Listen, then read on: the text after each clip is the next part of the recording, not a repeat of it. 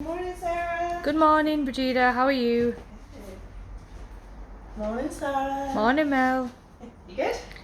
Good. So in today's video, I just wanted to talk about Architect as a franchise. So Mel, what made you initially want to start franchising out?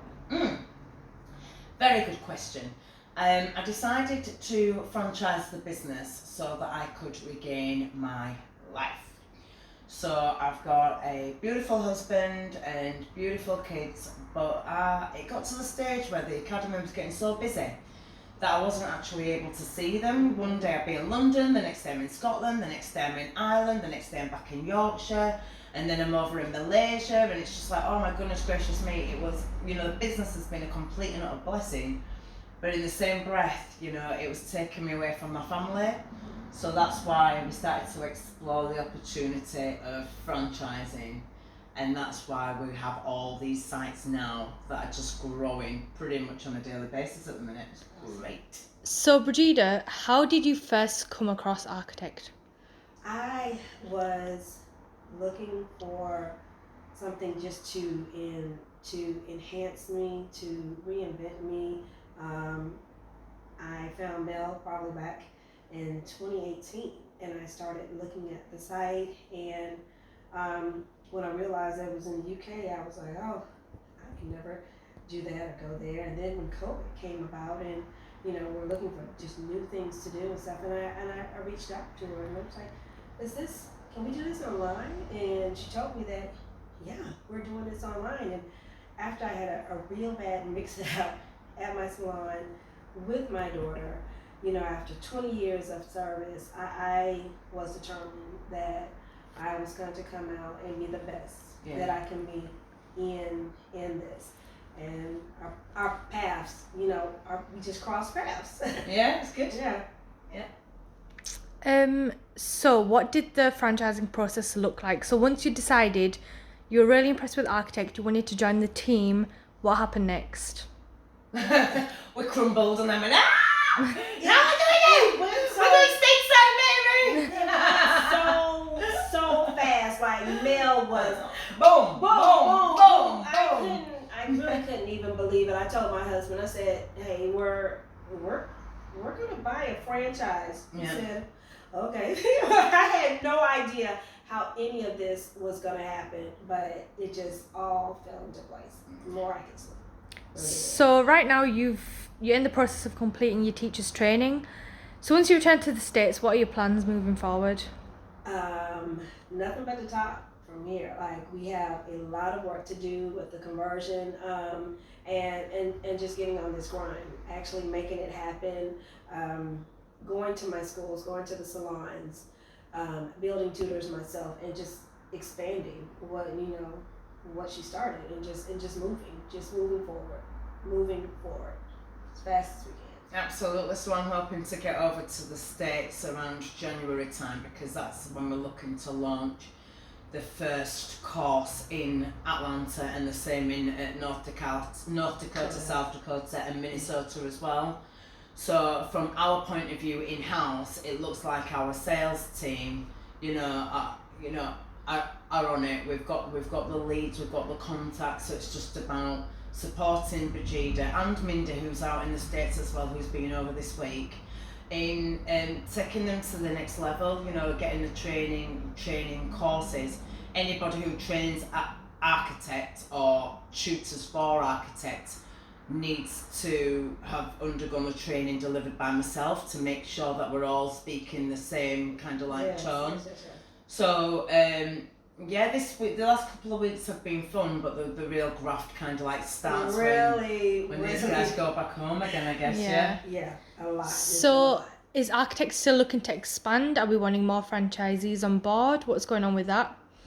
World domination. We have got total authority and domination in the hair extension training industry. Okay, awesome. This school is going all throughout the States, all throughout Australia. It's global enterprise, and obviously each country has its own different legislations and rule sets when it comes to accreditation. So that's my job to pretty much take on to work with the franchisees to make sure that all the syllabuses are accredited in each individual, not just country, but what I learned from the States is that it changes from state to state, so the requirements in Dakota are not the same requirements as it is in Atlanta, so there's a lot of late nights, there's a lot of pulling the weave out, there's a lot of, oh my gosh, I'm not sure I want to do this. But then, you know, when I'm sat here now doing this interview with you, with Brigeeda sat at the side of me, it's just like that proof that, oh my gosh, you know, this concept works and works really well. It's gonna happen. It really can happen. And that is the whole thing. I still can't believe that I am here. Are you real? I'm all the way here. It is. It's been a wonderful experience. That's good. I don't even need to pay her to say that. So in terms of franchising out Brigeeda, personally, what have you benefited from this? Just the confidence of knowing that I could actually do it. Just the sheer drive, the exhilaration of moving forward, being my own boss, you know, and really doing something that within my generation, in my family, it hasn't been done. So that is my drive, my motivation for my children, my husband, you know, the legacy of what we are doing. That's what I want. That's my benefit of this, to be able to teach the up and coming generations, you know, what I've learned, my experiences, the wisdom that has been given to me, and just to be able to pay it forward. Yeah.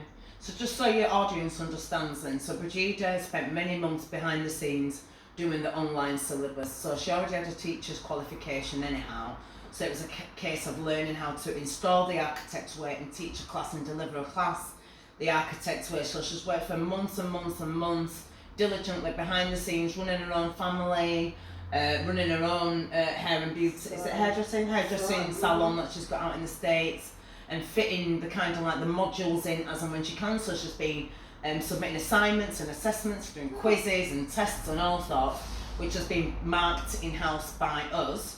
And then we managed to pass all the theory, you know, the immense amount of theory, and she says that she's learnt loads, so that's really, really good. So much. Especially when you think that you know it all, you think that you know so much, and to come, and I'm like, I was blown away. So I know nothing. You know it, but you don't. And then let's just come over here. Her and Mindy, and Mindy came from Dakota. Sarah came up from, you know, all the way from Bristol.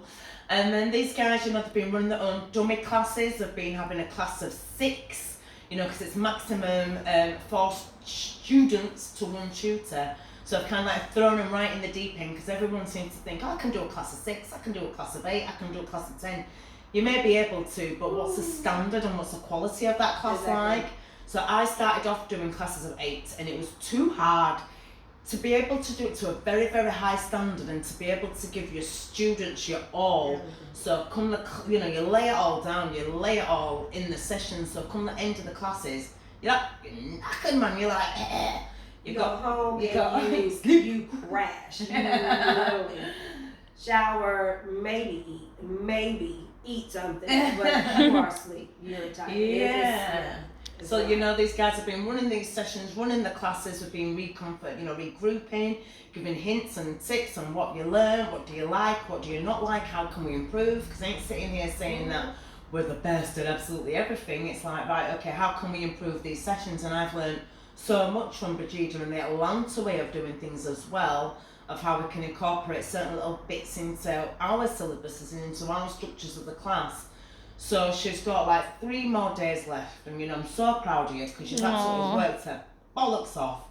You know, she's learned how to prepare paperwork, how to do icebreakers, registration process. So it's not just a case of, oh, come in and learn how to fit a set of extensions. Nah, it's deep, it's way, way deeper than that. And that's what separates architects from many other training schools. I mean, a lot of people know my story. I trained in an academy, 20 odd of us in a hotel room.